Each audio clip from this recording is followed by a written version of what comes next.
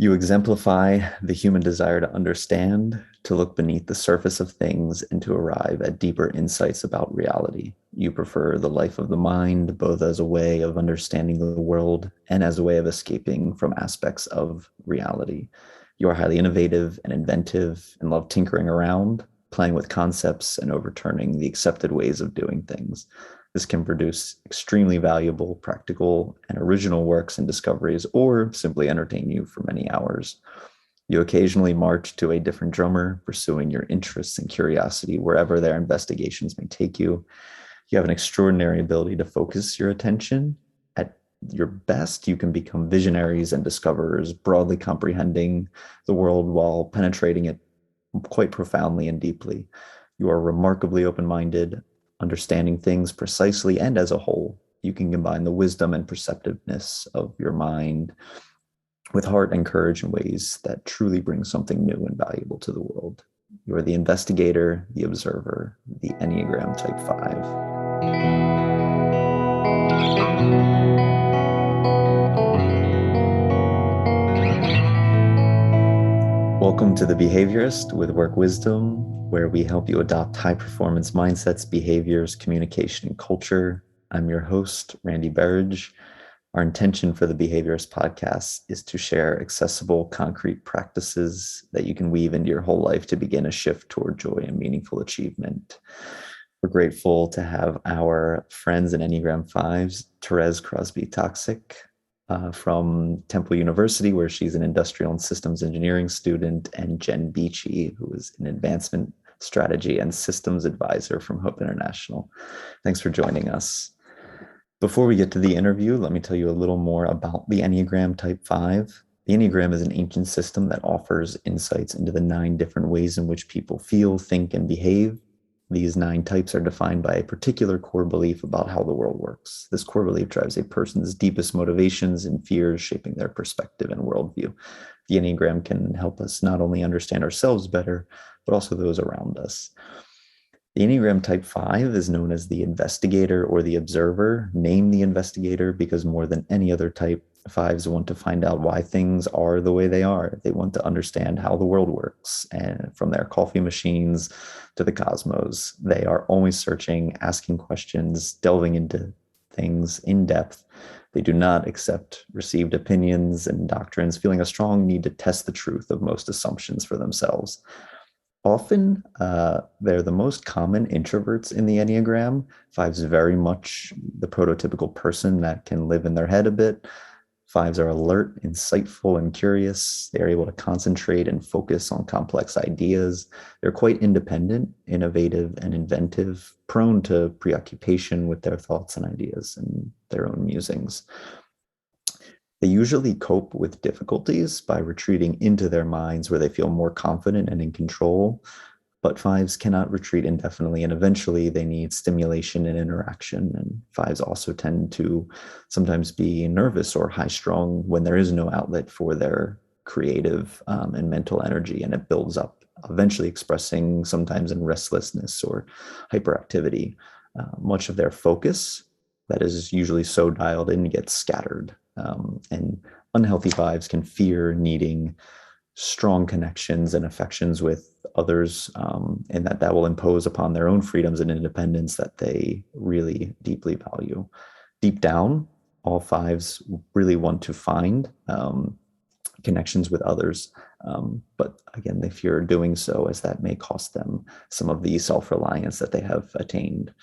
At their core, 5s want to understand reality, to possess knowledge, to find a niche for themselves, having the freedom to explore their curiosity and projects, to feel confident and capable, and to unsettle the unquestioned certainties of life and others. So we welcome our guests here. Thank them so much for joining. And to get started, I wanted to ask you, how did you come to learn about your type? Jen, how did you learn about the Enneagram, and what was the thing that stuck out to you so much with it? Yeah, I think for me, just naturally in everything in life, when things are trendy, I'm not naturally going to jump on that trend until like far after it has passed. And I feel like that was very true with the Enneagram in some ways for me. A lot of my community was talking about the Enneagram, and I was like, it kind of sounds interesting, but I've done the test before, and I'm not really sure it's worth my time and my energy. Little did I know that was some insight into being an Enneagram 5. And so finally, there was just one afternoon, my husband and I were listening through the Road Back to You. And at the beginning of each chapter, there's kind of 20 things about each number. And we listened through a couple, and I was like, that kind of resonates with me a little bit. And then we got to the 5, and I was shocked by how deeply I identified with just about everything, and even found myself thinking, oh my goodness, I've said these things verbatim before, like out loud to my husband or to my friends. And so that was really the first moment that I was like, I need to learn more about this. I've never felt so seen and known in that process. And so I think that's what really encouraged me to dig in a bit more after I heard kind of those top 20 things of this is what an Enneagram 5 might feel or say, and realizing I've done all of those things. So that was for me. Yeah, I'm sure everyone who has gone through the Enneagram process can relate a bit to hearing the other types. And you're like, oh, there's some overlapping things, but usually find the one that strikes most deeply. Therese, what about you? How did you discover the Enneagram or come to learn your type? So my moms are pretty involved in the Enneagram, and I've been hearing a lot about the Enneagram since I was pretty little. I definitely thought at a lot of points in my life that I was a 9, and then I thought I was a 1, and I couldn't quite figure out what I was. I did cheerleading for a long time, so I was like, maybe I'm a 7, but I hadn't heard about the 5. I feel like because I don't know a lot of people or see a lot of 5s in the world, like saying, I'm a 5, this is what I am. I didn't really learn about that. And when I took the test last year over quarantine, I was just like sitting at home, hadn't seen people in months. I was like, okay, I'm really going to figure this out. Took the test, read about the 5, and I was like, okay, this is absolutely it. Like, this makes a lot of sense. Was there anything in particular that you can recall after you had taken the sort of official test compared to prior that stuck out and was like, this feels a little bit more at home for me? I know with my like semi-identification as a 1, their motivation, I believe, is anger. And I didn't feel that way at all. And I also felt that I didn't go to the numbers in health and unhealth. Not sure if those are the right words. Those numbers didn't resonate for me at all. Same with the 9. And then when I got to 5, 7, and 8 made total sense to me. That really made it click. That's great. Jen, I saw you nodding. I'm identifying with that so much. Yeah. I'm just like, oh yeah, I definitely feel myself moving to an 8 in these moments and to a 7 in these moments and getting frazzled and out of control. And I just want to run away in the 7, I identify with that a lot. Has learning about your type, has that changed your perspective of yourself kind of at work or in your interactions with others? Jen, has that changed at all as you've kind of discovered the Enneagram? Yeah, I think it's been a really freeing experience for me. I work naturally with a lot of people who are much more outgoing, external processors. I work on a development team of fundraisers generally, so they tend to be quite outgoing, and that's not my natural personality. And so I think for a long time, I was feeling like I needed to force myself into kind of having that kind of persona because that's what surrounded me. And since learning more about the Enneagram, I've come to appreciate and recognize that actually having a bit of a quieter, more kind of internal processing thought mindset can actually be an asset in those kinds of dynamics, work dynamics. So it was really quite freeing for me to kind of come to that realization and recognize I have something that I can offer. I don't need to force myself to take on a different persona because that's what fits in, but instead to really live into what I can be confident in my own personality type. Yeah, and just before we had joined the podcast, you were saying how, a lot of what you do revolves around working within a CRM. And as anybody who has worked within a CRM knows, it's very much a garbage in, garbage out. If there's not the type of person behind that who's making sure the systems are running smoothly, it very much loses its value. Very true. Therese, over the past year, I think the past 12 to 18 months have been a lot of time for reflection for many people. Has, kind of finding yourself more into the Enneagram Type 5 camp, has that changed at all your perspective on kind of, who you are as a person or how you work or any of those things over the past year? I think particularly over the last 18 months or so, I've reflected and kind of changed how I work within a team. So I used to sort of push to do meetings, and when I was leading a team, push to check in all the time, have these like checkpoints, see what everyone else is up to, sort of have that close handle on what's going on. But I think over the pandemic and gathering more information about myself as a 5, I think I work much better with a long leash.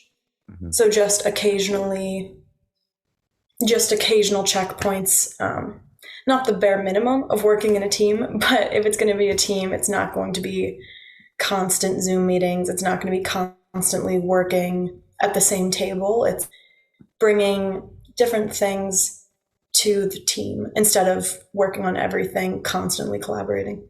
Mm-hmm. Yeah. So that a little bit more freedom kind of within your role is something that greatly desire. What is one thing that you absolutely love about being a 5? Therese, anything stick out in particular?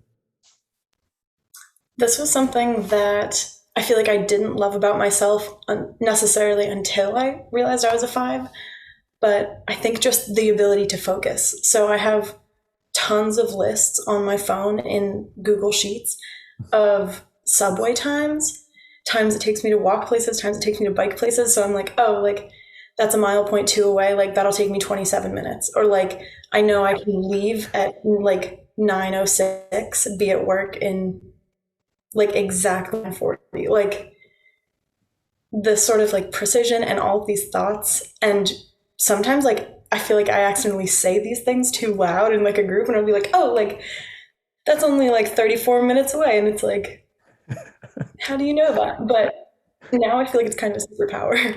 Yeah, that was amazing. You probably strike me as the type of person when you are like cooking something in the microwave, you're using like 38 seconds instead of just like rounding to the nearest 5. That definitely makes a lot of sense. That resonates. Jen, is there anything for you that you would say, as you've kind of discovered more about yourself through the process, that you really love about being a 5? Yeah, I mean, I love what Therese just shared. As I was thinking about this question, my thought was around like productivity, and that being something that I really have come to appreciate about being a 5. That, and also just to mention, I feel like any 5 that anybody interacts with, the more I interact with 5s and the more I learn about myself, like we all kind of have this like interesting quirkiness to us. Like there's this thing that we're kind of drawn to and nobody really knows why. And we just like it and we talk about it or we do it or whatever. And so I think even just reflecting on what you shared, Therese, like it kind of makes me think of that. Like we've all got these things that we're just like, yeah, we're just really into that for some reason. And so for me, yeah, it's like productivity, project management, that kind of stuff. It's like, we've got lists in our house of who knows what. But what I've come to realize, and I think you're even sharing this, Randy, in your like initial overview at the very beginning, is like, yeah, this ability to focus. If I'm able to just take like a couple of hours to tackle a project, I can dive in deep and probably execute on a pretty solid end product by the end of it. If I can just get like a couple hours with no interruptions and I've got a clear sense of like what needs to be done, I can usually turn a project around pretty fast. And that's something that I I've really learned to appreciate. Sometimes it can be a bit of a tension point at times, just because I like crave that deep work time, but the ability to go into deep work quickly and then turn something out quickly is something that I've really come to love about being a 5. That's really interesting, based on what Therese you were saying earlier, of realizing, maybe less frequent kind of check-ins and having a little bit more of that focus time maybe results for just your work style, like a better end product, if you're feeling like you're not as much start stop. So I wonder if there's any correlations there. Is there anything that you're currently struggling with, or that you've felt challenged by with being a 5, Jen? Yeah, I think, like I mentioned before, I work with a lot of kind of external processors, and kind of a quintessential 5, quality is being much more of an internal processor. We're mapping things in our brains as we're listening to conversations. We're problem solving behind the scenes, and I think the challenge is finding the right opportunity to use our voice and voice my own perspective on things. It's really difficult for me to kind of find the courage to say what I'm thinking, because what comes out of my mouth, I really want to be sure is reflective of what I'm actually thinking, and that what I say, people are perceiving what I say as, like correct and accurate, and it's what I want them to understand about my thought process. So my words are often very, very calculated, but it takes a long time to find the right words to say what I want to say. And so when you're working in an environment that's full of verbal processors and kind of fast paced, it's really difficult to find that space and to just put something out there and not feel like it's reflective of my soul as a being, as a human being. And so I think that's something that I'm learning how to manage a little bit better, but it's still really intimidating for me. Yeah, totally. One thing we often talk about at Work Wisdom, really internally, is like the idea of rough drafts and, letting people in a little sooner on your work. And is that a big challenge for you, of letting people frightening. In when still in there? It even kind of like makes me shudder a little bit. Like, I don't want to put forward a rough draft. Like, it's a final draft. And that can be hard then to receive feedback, because in my perspective, I'm putting forward a final draft, but people perceive it as a rough draft. And that can cause some tension points too, which is something to work through as a 5. Mm-hmm. Therese, what about you? Is there anything that you have found challenging or struggling with related to being an Enneagram 5?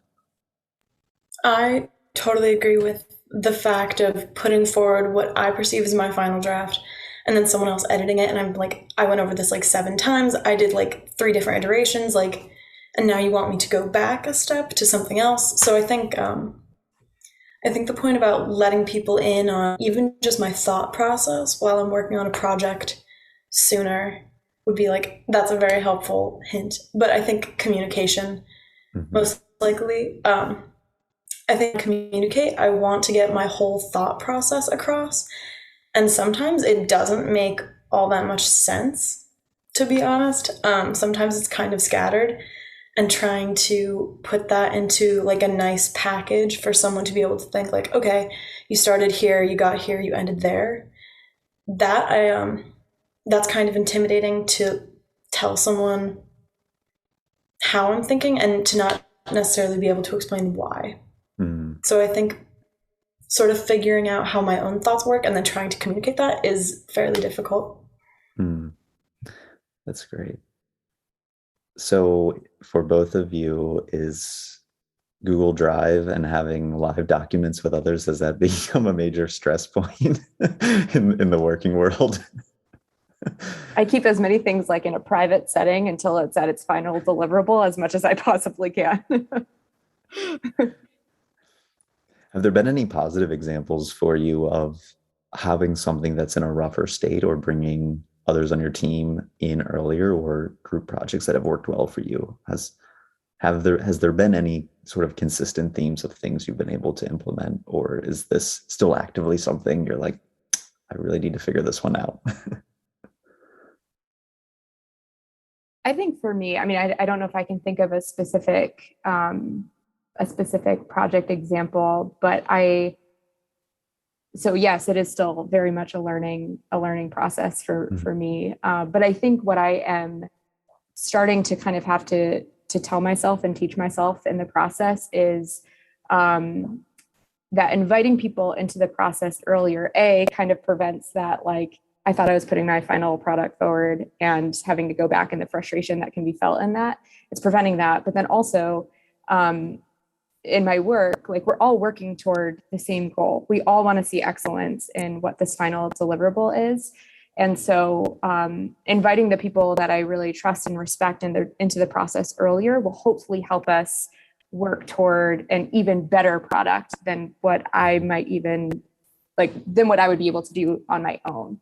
And so it's kind of I'm learning how to release that, like, identity almost in the work that I'm doing, and say, like, this needs to be a group project, even though that's not natural for me. My preference would be to work individually, but I have just found when I do invite people in earlier, we do come out with a better result, that we've looked at, the issue or the problem from multiple angles and have come up with a good plan on how to move forward or something like that. So I think I learn a lot in that process, which is kind of fun, but I have to be willing to release my own kind of identity in that, to welcome people in, which is hard. I'm learning.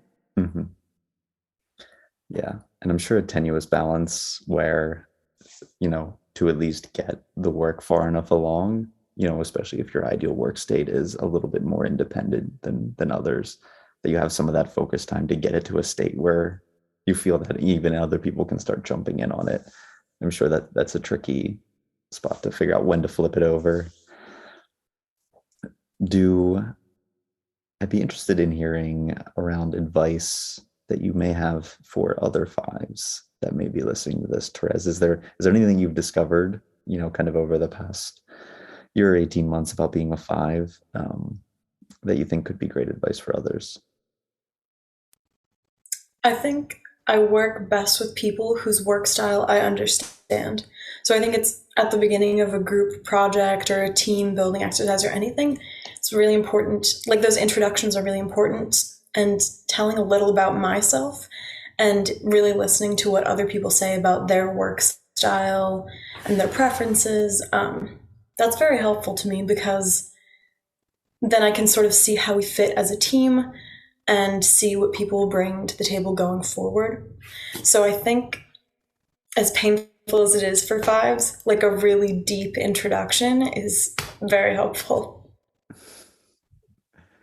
Yeah, it sounds like some of the important work for a five to do, but extremely beneficial, I'm sure. Jen, what about you? Any advice that you would have for other fives who may be listening?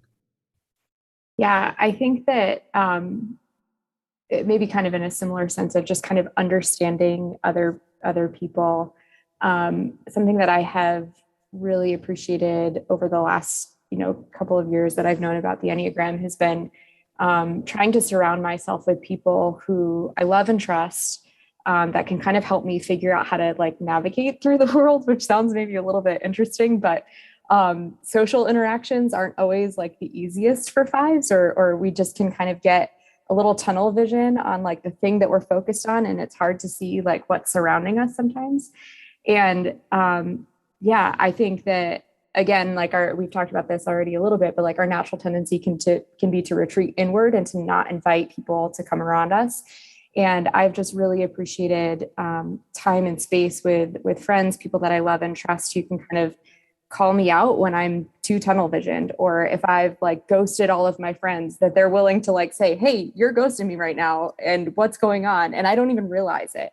And so my advice would be to any five to find those people that you love and trust, that can kind of help you navigate through the world, because we can get so focused on the thing that we're passionate about, which is great and beautiful. And at the same time, that can sometimes cause us to not see the people that are closest to us and around us. So lean in as much as you want to retreat, lean in with those around you. That's really excellent. Thank you for sharing.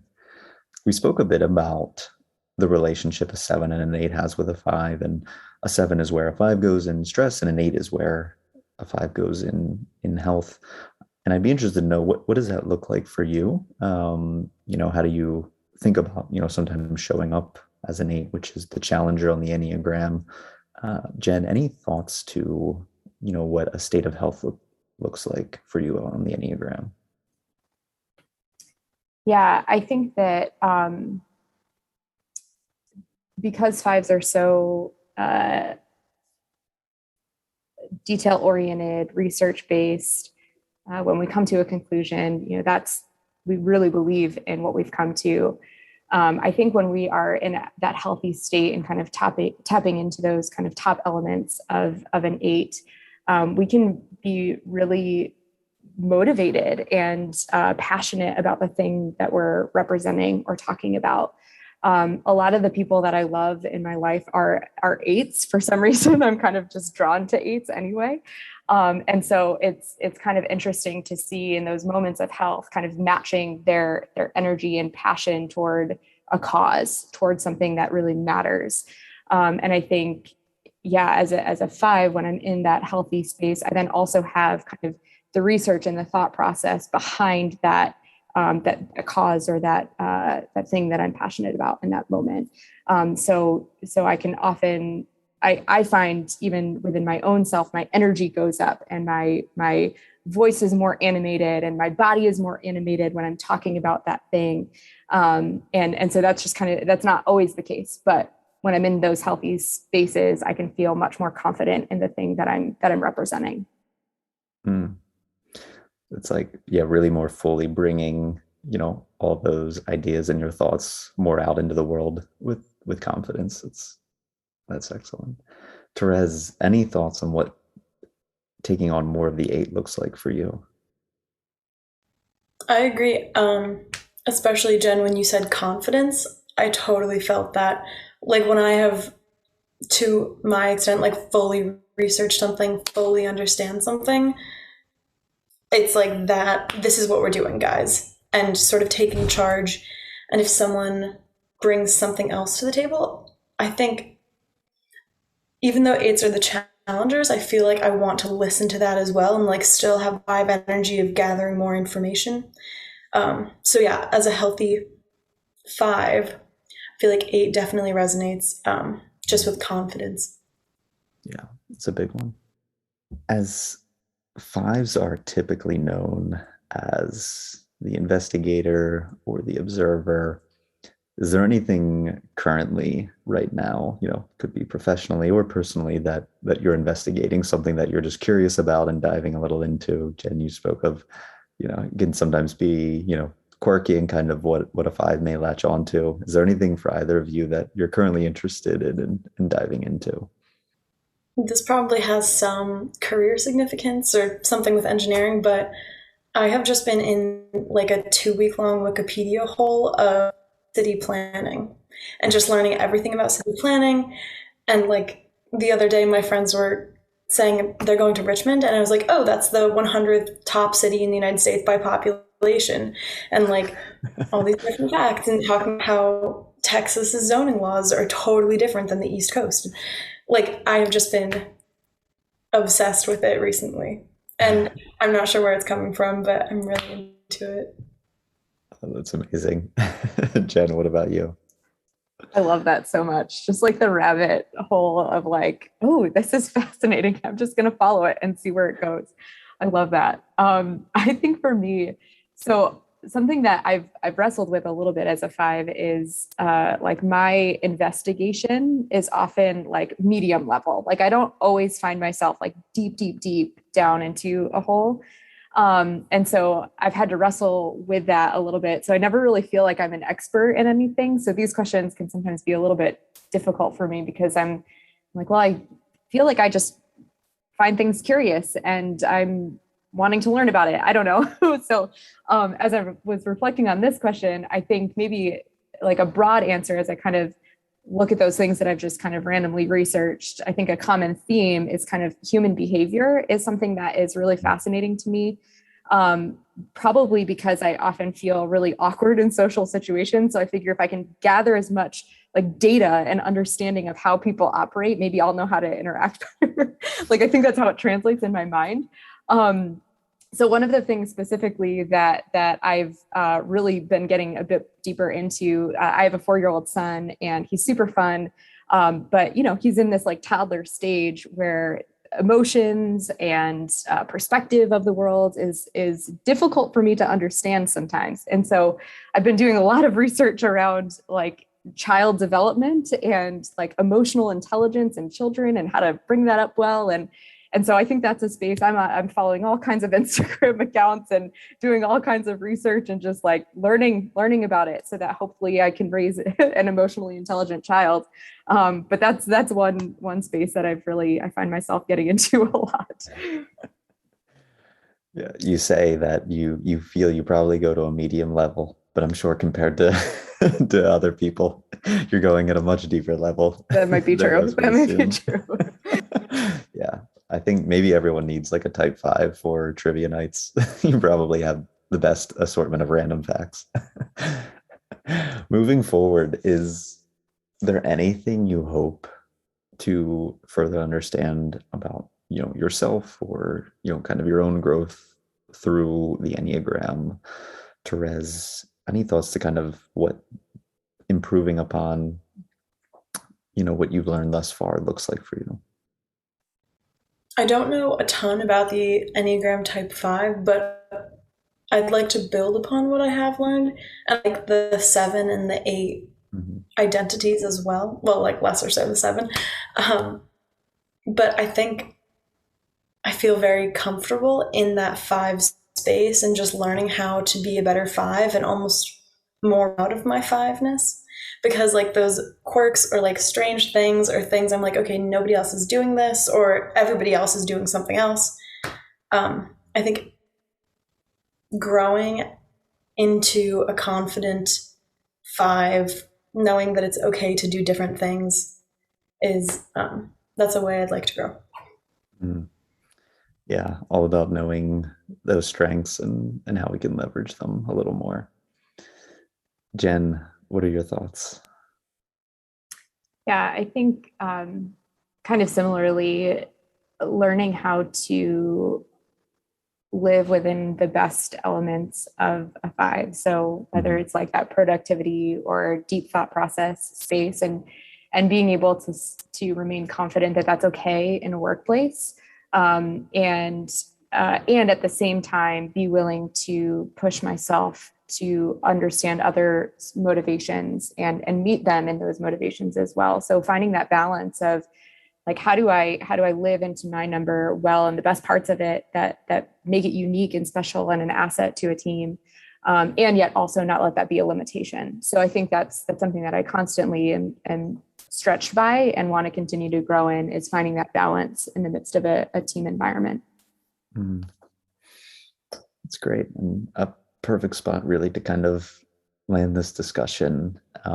Thank you both for sharing your insights and wisdom and experiences of being an Enneagram 5. We really appreciate you taking the time to come on. Thank you to our listeners for downloading The Behaviorist. We hope you'll subscribe to our show on Spotify, Apple, or wherever you get your podcasts. And please leave a review. If you're interested in learning more about the Enneagram, please check out our other podcasts on the Enneagram, or check out our catalog through our website at workwisdomllc.com. In addition to our website, you can also find us on Instagram and LinkedIn, where you can enjoy more Work Wisdom press and productions, ask questions, or listen to our past episodes, and make suggestions of topics you'd like us to explore further. In typical Work Wisdom fashion, we'll end this with a quote. This one is from Carl Sagan. We can judge our progress by the courage of our questions and the depth of our answers, our willingness to embrace what is true rather than what feels good.